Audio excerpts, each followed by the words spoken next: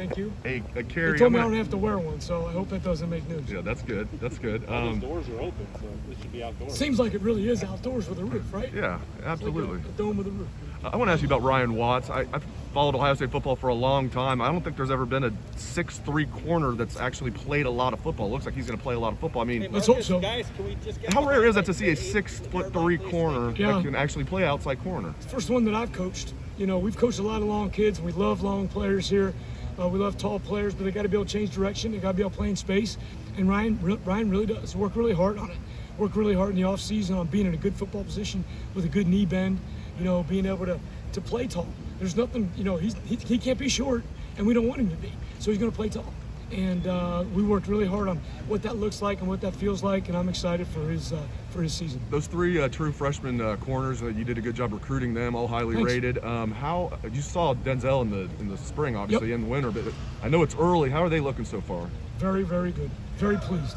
Very pleased. Playing hard, playing physical, competing, not afraid. I mean, you guys understand. You got to go out there and play those wide receivers every day now. You got to be a dude, and they're showing up every day. It's exciting. I'm very happy with them. And you need probably one of them, you think, or more to actually be in your rotation. Do you think? It's too early to say. Yeah. To be very honest, it's too early. But I would expect them to be contributors to this football team, whether it's on special teams, whether it's in the secondary, somewhere, somehow, they're going to be on the field for the Buckeyes. Kerry, we only see a couple periods, but Cam did a couple PBUs out there in that mini field session early on. That wasn't bad. Pretty good, right? I thought so. Has he looked? I know he's. Ryan said a pitch count early on. Mhm. Has he looked like he's fully back to you? Yes. What does that mean for you? Well, it means everything. You know, Cam was playing really well last year. People forget that. You know, he had a good camp. He's playing really well. He's going out there playing nickel, playing man-to-man in some tough situations, and he was playing really well. And so it was a heartbreaking injury for him. Worked hard to rehab it. Found himself in a good spot right now. We are going to be careful. We are going to be cautious. We should be. But at the same time, he's got to knock the rust off, and he's got to be ready to play. But he's fast. He's twitchy. You know, and he's going to go out there and compete. I imagine this is probably a combination of things, but he's played a lot before, so maybe he doesn't need a ton of reps. And he's coming back from injury, so is that going into the balance there? No, he needs a ton of reps. That just we all need a ton of reps, but we're going to be smart about it, and we have to be, because we can't show up, September 2nd with half the guys, unless we can't help it. But if we can help it, we're going to help it everything we can, and he's got to do his part to take care of his body. For him specifically, coming off the kind of injury he did, like what was sort of crucial for him to get back physically? I think more than anything with an Achilles, and I'm not a doctor or a trainer, I just know that there's a mental block there because that's just one of those things where you explode and it snaps. And you didn't really do anything wrong. You didn't fail to stretch. There wasn't something that you did that created that. It just happened. And so I think more than anything, it's playing and not feeling fear that that's going to happen. And the only way to fight through that is to go play. And so we're working through that process right now. And I'm not going to tell you that's easy, because it's not. I think that's a challenging process for him. But I also think the more he does it and the more success he has, the more comfortable he'll feel. Do you view Cam as one of the guys who needs to lead that group along with Seven? Yeah, you know what? It's an interesting group when you talk about leadership, because we've got some veteran guys there. But we got some young guys who are not afraid to step up and be counted too. I mean, we got second-year freshman guys that are going to go out there and show up. So it's an interesting group when you talk about leadership. What I think right now is they're all competing, which I don't think is any better than having competition. Who are some of those younger guys that you've seen kind of step up in a leadership role? All of them. I mean, and not necessarily so much in a leadership role, but as much as just showing up to play. It's corner. I got that guy. I got to go play. I mean, I don't know how much leadership you need. I got to go play. So you got to know how to do the things inside the building and how to do things in the classroom, and that is being taught by all of the DBs. Marcus Williamson's a great leader. Seven's a great leader. Those guys show them how to do business. But when it comes time to go line up and play, let's go play. Obviously, Cam's injury changed things last year. Ideally, do you want to have 3 guys rotating rather than just 2 guys playing on No, the snap? 3, 4, 5. They can play, they're going to play. We're going to play fast, fresh players. And that's not just a corner. Fast, fresh players are going to play. That would be the objective. So a year ago, you were pretty upfront about, or going to last season that the COVID and then Cam's injury, it kind of depleted the confidence that the people that you had that you were confident in? How much more confident are you just in the depth that you have at this time or going into the season? Today, 180 degrees. We got to get through camp. We got to get through camp. We got to get through camp healthy. We got a lot of things today. We got a lot of little things, nothing for publication or nothing that anybody, little things, nagging things. We got to get over that. So, and we will. But the good news is, we truck guys out there, they play, and it's a much more comfortable feeling. Very kind of abstract. How do you know if a guy loves football? I got to be honest with you. First of all, when you're at Ohio State, they love football. They don't get out there, Jeremy, by now, if they don't love football, because they died in the weight room. They didn't make it. So they love football because they had to go through a whole lot of stuff to get to this point in time. They're grateful to be playing football now, right? And not just hitting sleds and lifting weights and running up and down fields. They're playing ball. I think you see guys show it in different ways. I'm not a big fan of these guys. I'm a big fan of these guys. And so when you see guys running around high-fiving and hugging, I love that. When I see a guy ripping some other guy and saying, hey, Haskell got after him today. It's a great thing. That's what we need. That guy loves ball. And so, to me, that's an easy one to see. Does that make sense, Jerry? Kerry, how does I got to take Doug. He's got a couple times. Good to see you. In the slot, what kind of skills are you looking for there for guys with that duty, and then who on this roster fits that best right now? Yeah, so it's all of the skills. It's a great question because they have to be able to cover man-to-man. They have to be able to stop the run.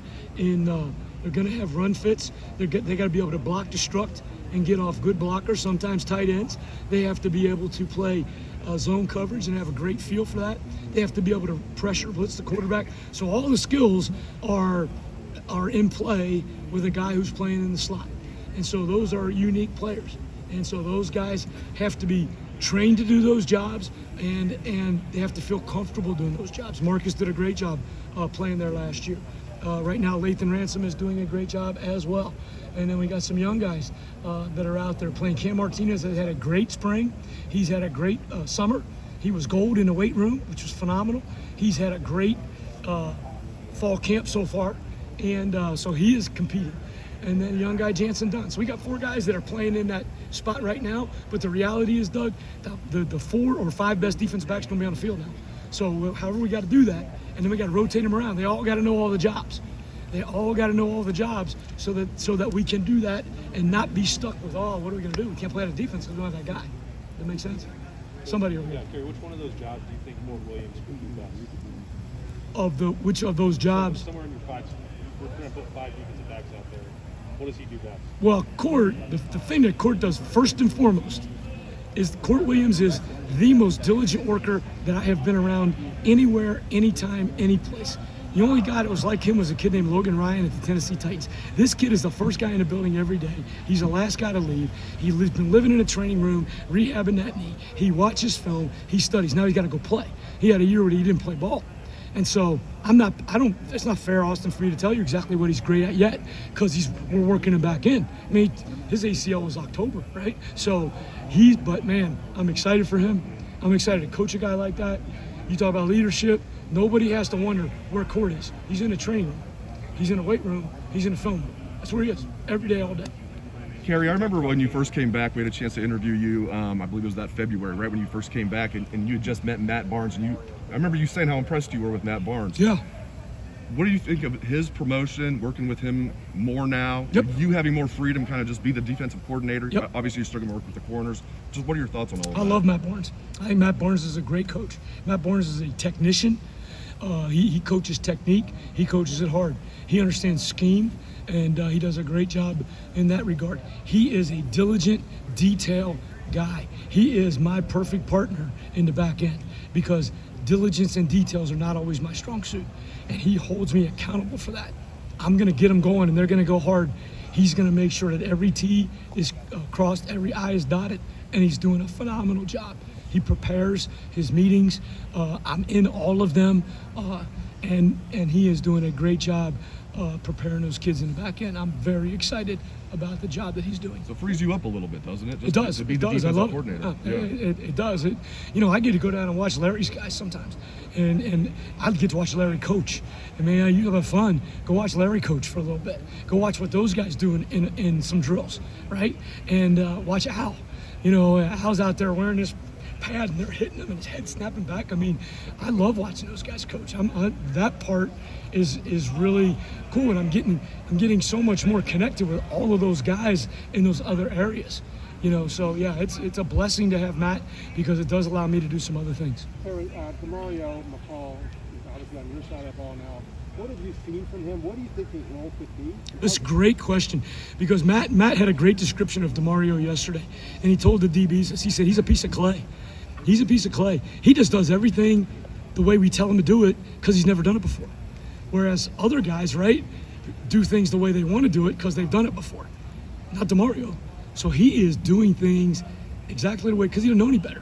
And you love that about DeMario. And he's high energy. He's quick twitch. I'm excited to watch him play. And he gets out there and he's a rep eater. He shows up every day. He's eating a bunch of reps and he's competing. And there's more than one occasion in the meeting room where Matt's pointing out, hey, this is the best of these techniques that we've had so far. This is the best, and it's DeMario. That's fantastic. It's only second day of practice, so you can't really make much Third, I of it. think, but that's okay. Okay, very well. All right. How big a role can he have? I don't know. I mean, we got a month. He's gonna play. He's gonna play. So, that's the great thing about where we are right now. We got guys that are competing, and guys that are gonna play, and guys that are confidence givers right now, which I love about them. You feel confident that they go out in the field. You can call what you want and go play ball. Is Josh Proctor one of those guys? What? Confidence givers? giver. Love Josh Proctor. Best offseason he's ever had. I haven't been here for all of them, Tim, but he's had a great offseason. Great offseason in every area of his life. I'm excited for him. Josh can run and Josh can hit. Now Josh is taking on some real good leadership, communication, and I'm excited to watch him play back here in the back. Yes, he's showing up at places on the field where he didn't before. I mean, just to explain to me what that means when you say, he's.